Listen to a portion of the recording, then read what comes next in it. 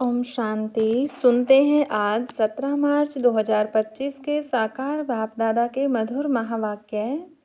बाबा ने कहा, मीठे बच्चे, पढ़ाई ही कमाई है, पढ़ाई सोर्स ऑफ इनकम है।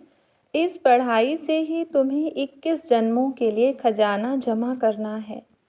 प्रश्न, जिन बच्चों पर बृहस्पति की दशा होगी उनकी निशानी क्या दिखाई देगी? उत्तर, उनका पूरा ध्यान श्रीमत पर होगा।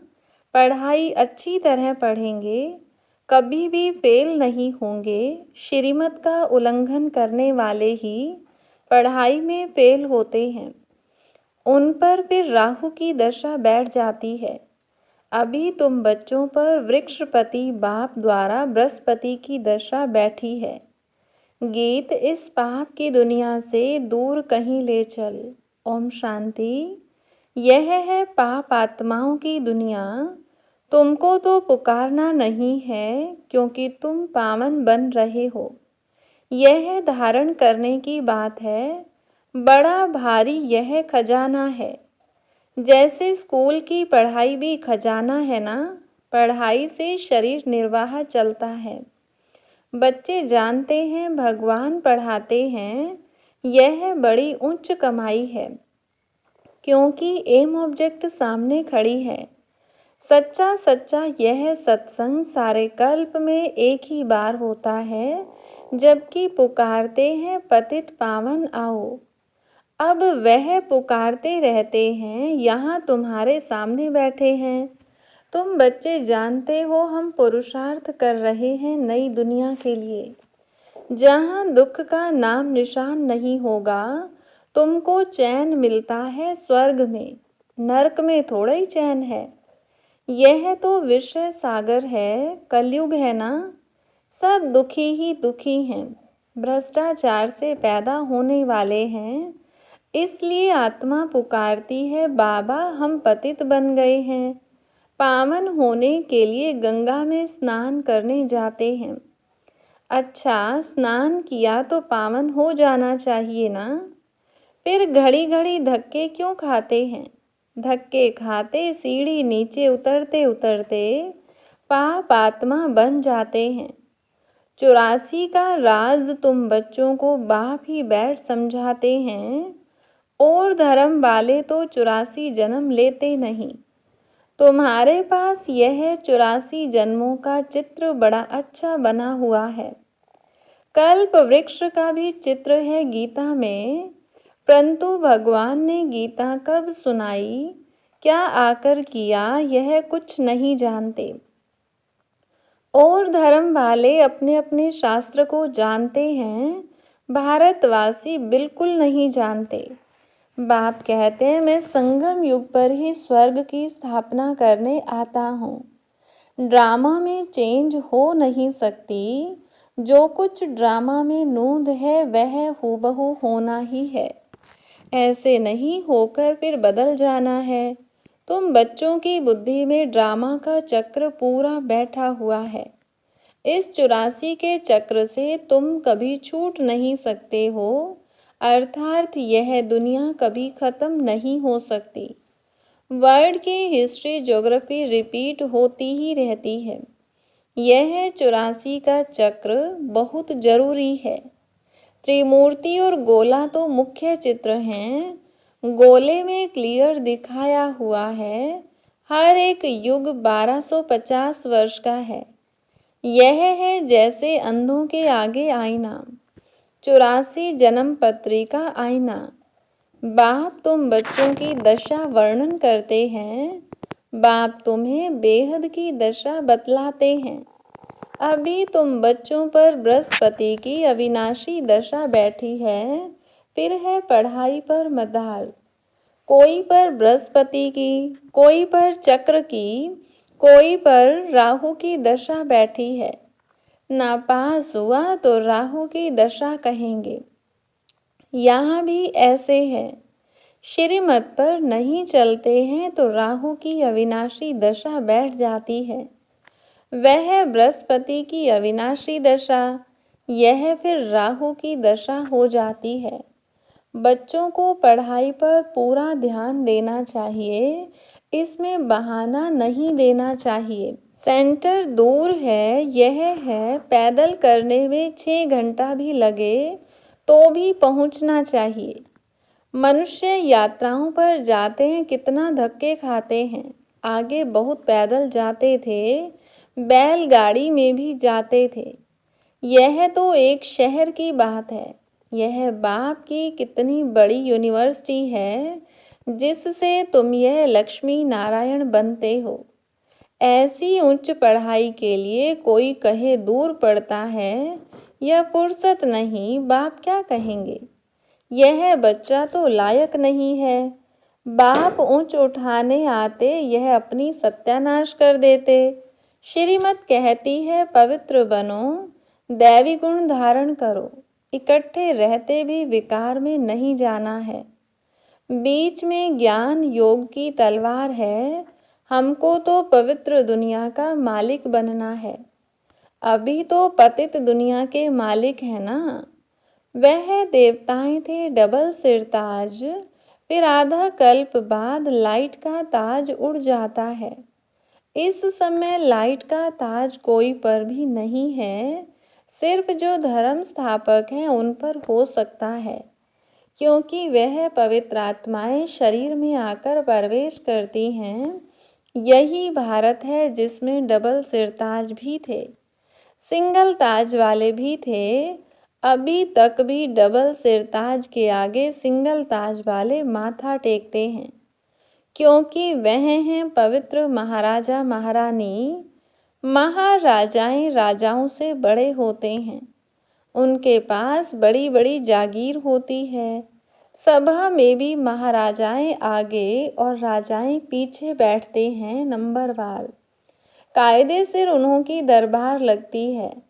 यह भी ईश्वरीय दरबार है। इनको इंद्र सभा भी गाया जाता है।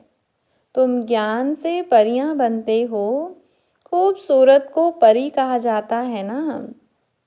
राधे कृष्ण की नेचुरल ब्यूटी है ना, इसलिए सुंदर कहा जाता है। फिर जब काम चिता पर बैठते हैं तो वह भी भिन्न नाम रूप में श्याम बनते हैं। शास्त्रों में कोई यह बातें नहीं हैं। ज्ञान, भक्ति और वैराग्य 3 चीजें हैं। ज्ञान उच्चते उच्च है। अभी तुम ज्ञान प्राप्त कर रहे हो। तुमको वैराग्य है भक्ति से। यह सारी तमो प्रधान दुनिया खत्म होने वाली है, उनसे वैराग्य है। जब नया मकान बनाते हैं तो पुराने से वैराग्य हो जाता है ना। वह है हद की बात, यह है बेहद की बात। अब बुद्धि नई दुनिया तरफ है। यह है पुरानी दुनिया नरक। सतयुग त्रेता को कहा जाता है शिवालय। शिव बाबा की स्थापन की हुई है ना। अभी इस वेश्यालय से तुमको नफरत आती है, कईयों को नफरत नहीं आती है। शादी बर्बादी कर गटर में गिरना चाहते हैं। मनुष्य तो सभी हैं विषय वैतरणी नदी में गंध में पड़े हैं। एक दो को दुख देते हैं। गाया भी जाता है अमृत छोड़ विष काहे को खाए। जो कुछ कहते हैं उसका अर्थ नहीं समझते हैं। तुम बच्चों में भी नंबरवार हैं। सेंसिबल टीचर देखते ही समझ लेगा कि इनकी बुद्धि कहाँ भटक रही है। क्लास के बीच कोई उबासी लेते या झुटका खाते हैं तो समझा जाता है इनकी बुद्धि कहाँ घर बार या धंधे तरफ भटक रही है। उबासी थकावट की भी निशानी है। धंधे में मनुष्यों की कमाई होती रहती है तो रात को 1-2 बजे तक भी बैठे रहते हैं, कभी उबासी नहीं आती। यह तो बाप कितना खजाना देते हैं। उबासी देना घाटे की निशानी है। देवाला मारने वाले गुटखा खाते बहुत उबासी देते हैं। तुमको तो खजाने के पिछाड़ी खजाना मिलता रहता है, तो कितना अटेंशन देना चाहिए। पढ़ाई समय कोई उबासी दे तो सेंसिबल टीचर समझ जाएगा कि इनका बुद्धियोग और तरफ भटकता रहता है। यहाँ बैठे घर बार याद आएगा, बच्चे याद आएंगे। यहाँ तो तुमको भट्ठी में रहना होता है और कोई की याद न आए। समझो कोई 6 दिन भट्ठी में रहा, पिछाड़ी में किसकी याद आई, चिट्ठी लिखी तो फेल कहेंगे। फिर 7 रोज शुरू करो। 7 रोज भट्ठी में डालते हैं कि सब बीमारी निकल जाए। तुम आधा कल्प के महान रोगी हो, बैठे बैठे अकाले मृत्यु हो जाती है। सतयुग में ऐसे कभी होता नहीं है। यहाँ तो कोई न कोई बीमारी जरूर होती है। मरने के समय बीमारी में चिल्लाते रहते हैं। स्वर्ग में जरा भी दुख नहीं होता। वहाँ तो समय पर समझते हैं अभी टाइम पूरा हुआ है, हम यह शरीर छोड़ बच्चे बनते हैं। यहाँ भी तुमको साक्षात्कार होंगे कि यह बनते हैं। ऐसे बहुतों को साक्षात्कार होते हैं। ज्ञान से भी जानते हैं कि हम बेगर टू प्रिंस बन रहे हैं। हमारी एम ऑब्जेक्ट ही यह राधे कृष्ण बनने की है, लक्ष्मी नारायण नहीं, राधे कृष्ण, क्योंकि पूरे 5000 वर्ष तो इनके ही कहेंगे।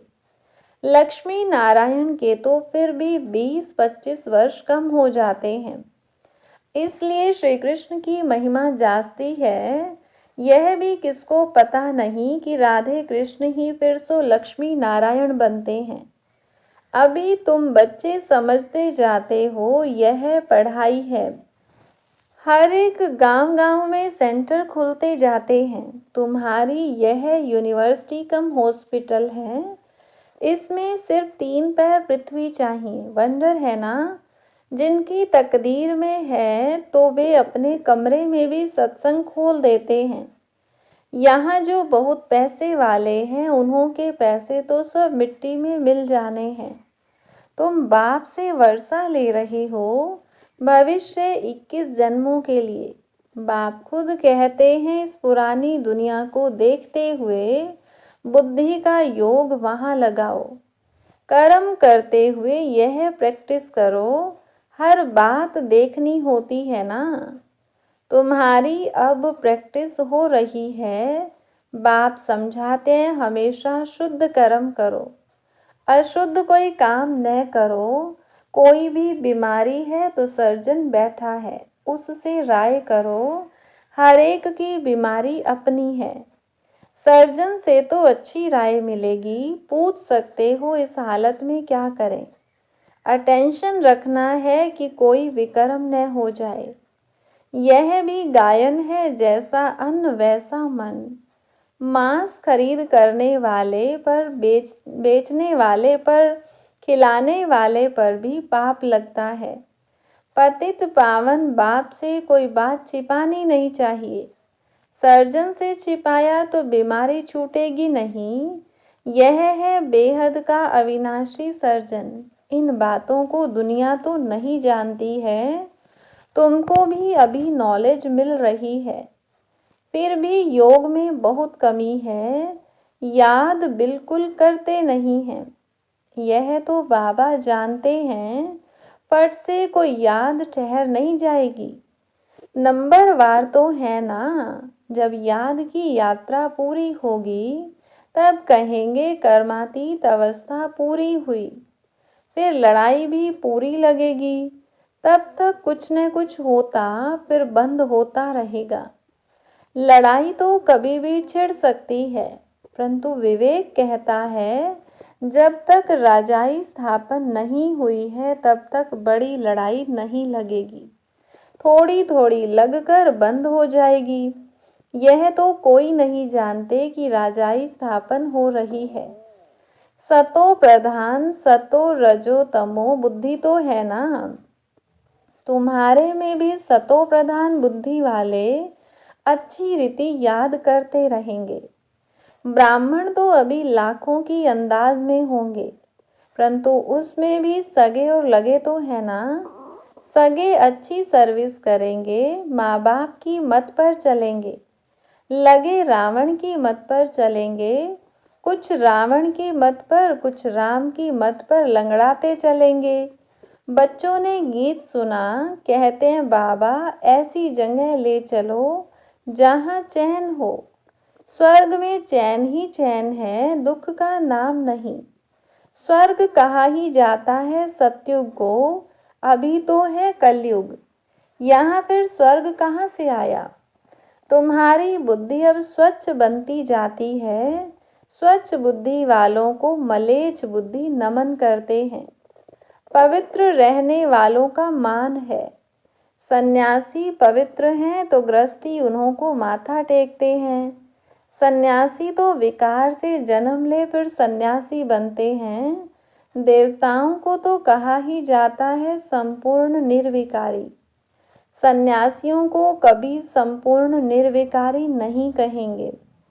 तो तुम बच्चों को अंदर बहुत खुशी का पारा चढ़ना चाहिए, इसलिए कहा जाता है अतीन्द्रिय सुख पूछना हो तो गोप गोपियों से पूछो, जो बाप से वर्षा ले रहे हैं, पढ़ रहे हैं। यहाँ सम्मुख सुनने से नशा चढ़ता है, फिर कोई का कायम रहता है, कोई का तो झट उड़ जाता है। संग दोष के कारण नशा स्थायी नहीं रहता। तुम्हारे सेंटर्स पर ऐसे बहुत आते हैं, थोड़ा नशा चढ़ा फिर पार्टी आदि में कहाँ गए, शराब बीड़ी आदि पिया, खल्लास। संग दोष बहुत खराब है। हंस और बगुले इकट्ठे रह न सके। पति हंस बनता तो पत्नी बगुला बन जाती, कहाँ फिर स्त्री हंसनी बन जाती, पति बगुला हो पड़ता। कहे पवित्र बनो तो मार खाए। कोई कोई घर में सब हंस होते हैं, फिर चलते चलते हंस से बदल बगुला बन पड़ते हैं।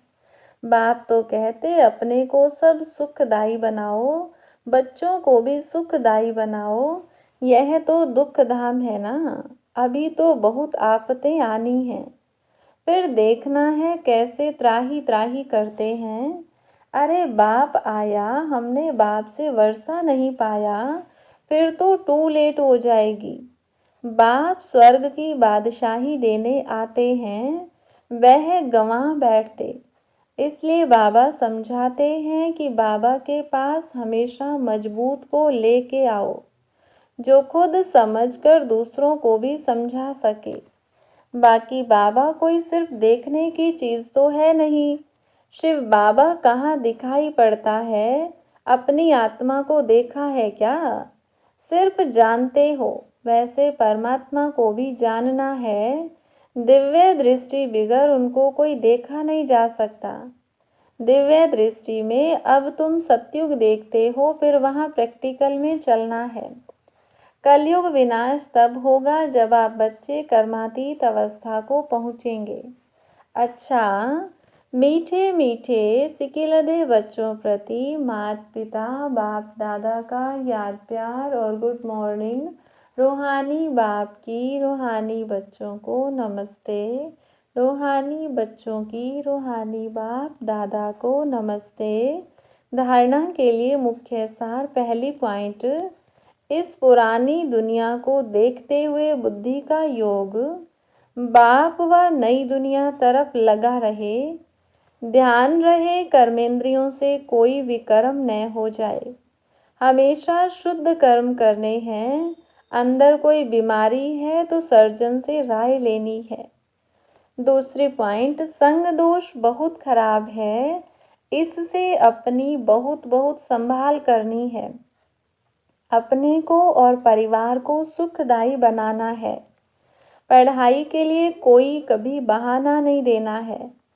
वरदान, श्रेष्ठ भावना के आधार से सर्व को शांति शक्ति की किरणें देने वाले विश्व कल्याणकारी भव। जैसे बाप के संकल्प व बोल में नयनों में सदा ही कल्याण की भावना व कामना है, ऐसे आप बच्चों के संकल्प में विश्व कल्याण की भावना व कामना भरी हुई हो। कोई भी कार्य करते विश्व की सर्व आत्माएं इमर्ज हों, मास्टर ज्ञान सूर्य बन शुभ भावना व श्रेष्ठ कामना के आधार से शांति व शक्ति की किरणें देते रहो, तब कहेंगे विश्व कल्याणकारी। लेकिन इसके लिए सर्व बंधनों से मुक्त स्वतंत्र बनो। स्लोगन मैंपन और मेरापन, यही देह अभिमान का दरवाज़ा है। अब इस दरवाजे को बंद करो। अव्यक्त इशारा सत्यता की परख है। संकल्प, बोल, कर्म, संबंध, संपर्क, सब में दिव्यता की अनुभूति होना। कोई कहते हैं मैं तो सदा सच बोलता हूँ, लेकिन बोल व कर्म में अगर दिव्यता नहीं है तो दूसरे को आपका सच सच नहीं लगेगा। इसलिए सत्यता की शक्ति से दिव्यता को धारण करो। कुछ भी सहन करना पड़े घबराओ नहीं। सत्य समय प्रमाण स्वयं सिद्ध होगा।